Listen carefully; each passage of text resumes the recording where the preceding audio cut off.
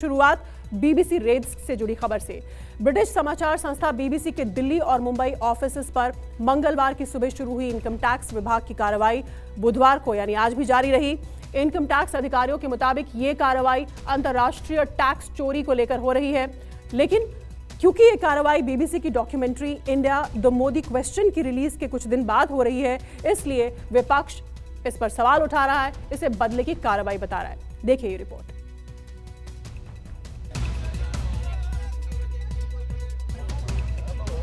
India का जो प्रधानमंत्री है वो फादर ऑफ हिपोक्रेसी क्यों बना हुआ है? बेशक नकाब हटाए हुए थे, बहुत कुछ अब भी छुपाए हुए थे। वैलेंटाइंस डे पर प्रेमी जोड़ों की पिटाई करने वाली सेना अगले ही दिन बीबीसी की कुटाई को मचलने लगी, ठुकाई की तारीख तय करने लगी, बीबीसी को भारत से भगाने का प्रण लेने लगी, बीबीसी को भारत छोड़ने की चेतावनी देने लगी।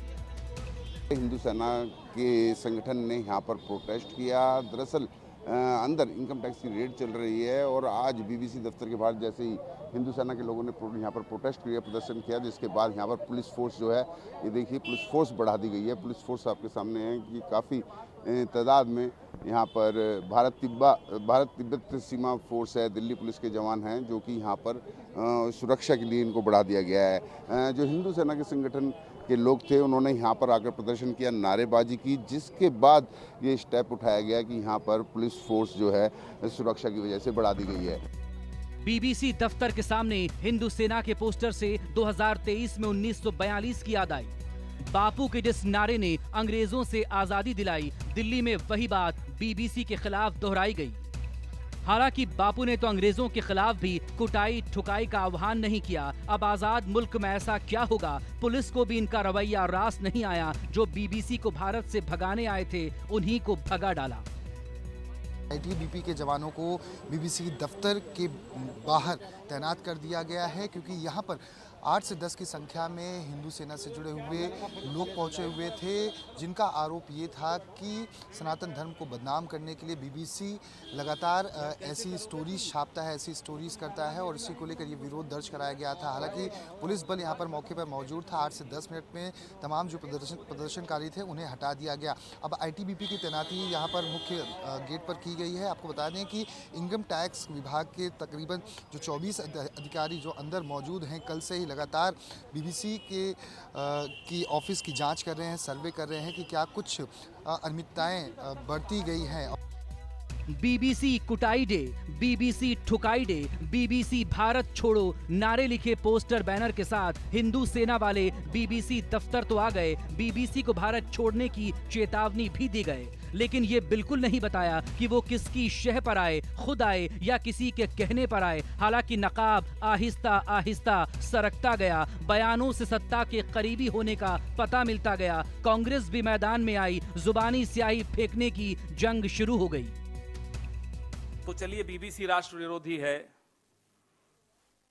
द वायर भी राष्ट्र विरोधी है, द न्यूज मिनट भी राष्ट्र विरोधी है, इन सब पे इनकम टैक्स रेड्स हुई हैं। News laundry, Quint, NDTV, Bharat समाचार, न्यूज क्लिक, दैनिक भास्कर, ये सब राष्ट्र विरोधी हैं। और लोकतंत्र के चौथे स्तंभ को जो सत्ता का हथौड़ा बार बार मारा जा रहा है, हम उसका खुलकर डटकर विरोध करते रहेंगे। को दर्द है, जिनको तकलीफ है, जो बीबीसी को प्रायोजित करते थे। क्या मतलब है उनका बीबीसी के पर केस उठाना? क्योंकि उनके द्वारा प्रायोजित किए जा रहे थे। बीबीसी वही काम कर रही थी जो वो लोग चाहते थे। बीबीसी का मतलब क्या है? डॉक्यूमेंट्री दिखाने का। आखिर आपके स्रोत क्या है जो देश में आप अस्थिरता पैदा करने वाले हैं? जो न्यायपालिका ने जिनको बरी कर दिया, उसके बावजूद भी आप यहाँ पर वातावरण खराब कर रहे हैं, तो जानना पड़ेगा ना कि आपके स्रोत क्या हैं। दिल्ली में हिंदू सेना ने बीबीसी भारत छोड़ो का नारा दिया तो दक्षिण और पश्चिम भारत में कांग्रेस के कारकुन अभिव्यक्ति की आजादी के समर्थन में कूद पड़े। बीबीसी के दफ्तर पर आयकर विभाग की कार्रवाई के खिलाफ पुणे में कांग्रेसियों ने गांधीवादी रास्ता अख्तियार किया। कार्यकर्ता भले मौन रहे, नेताओं की जुबान पर आपातकाल चस्पा हो गया। मंगलवार को जैसे ही दिल्ली और मुंबई के बीबीसी दफ्तरों में आयकर विभाग की दबिश की खबर आई, कांग्रेस ने इस कार्रवाई को हिंडनबर्ग की रिपोर्ट से जोड़ दिया। कांग्रेस ने इल्जाम लगाया कि ये संस्थानों को डराने को खामोश करने की कोशिश है। तो दूसरे विपक्षी नेता भी सत्ता पर ऐसे ही इल्जाम आयत करने लगे, लेकिन सत्ता पक्ष ने इन आरोपों को सिरे से खारिज कर दिया। आयकर विभाग के अधिकार की दुहाई आई। ये भी कहा गया कि कार्रवाई खत्म होने पर आयकर विभाग खुद मीडिया के सामने आएगा, जो भी बताना जरूरी होगा वो सब बताया जाएगा। इनको ईडी, सीबीआई, इनकम टैक्स का अब अलग अलग देशों में एक फ्रंटल ऑर्गेनाइजेशन तो इनकी बनी गई है, अलग अलग देशों में इनकी शाखाएं बना देनी चाहिए। जैसे आरएसएस की शाखाएं होती ना, वैसे ईडी की शाखा अमेरिका में, इंग्लैंड में, शायद फिर हिंडलबर्ग जैसे लोगों को भी चुप करा सके। मजाक बना दिया है देश का। जो हिंदुस्तान है वो आगे जाने के बजाय पीछे जा रहा है, और ये कोई कश्मीर नहीं है जहां घास चराई के नाम पे, एनक्रोचमेंट के नाम पे आप लोगों के घर डिमोलिश कर रहे हो।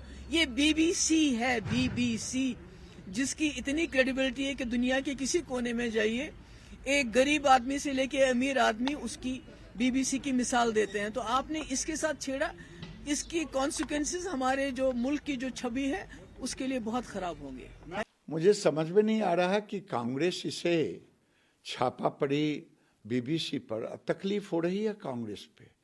वही कांग्रेस है जो मेरे बिहार में कहावत है कि चलनी दूसरे सूप को, जिसमें सहस्त्र छेद। ये इमरजेंसी लगा करके पूरे लोकतंत्र को शर्मसार करने का काम किया। ये किसका राज था? बीबीसी पर प्रतिबंध किसने लगाया था? ये किसका राज था? बीजेपी ने बदला लिया और ये अपने एजेंसियों के माध्यम से लोकतंत्र के चौथे खंबे को ही कुचलने का, दबाने का, धमकाने का प्रयास हो रहा है।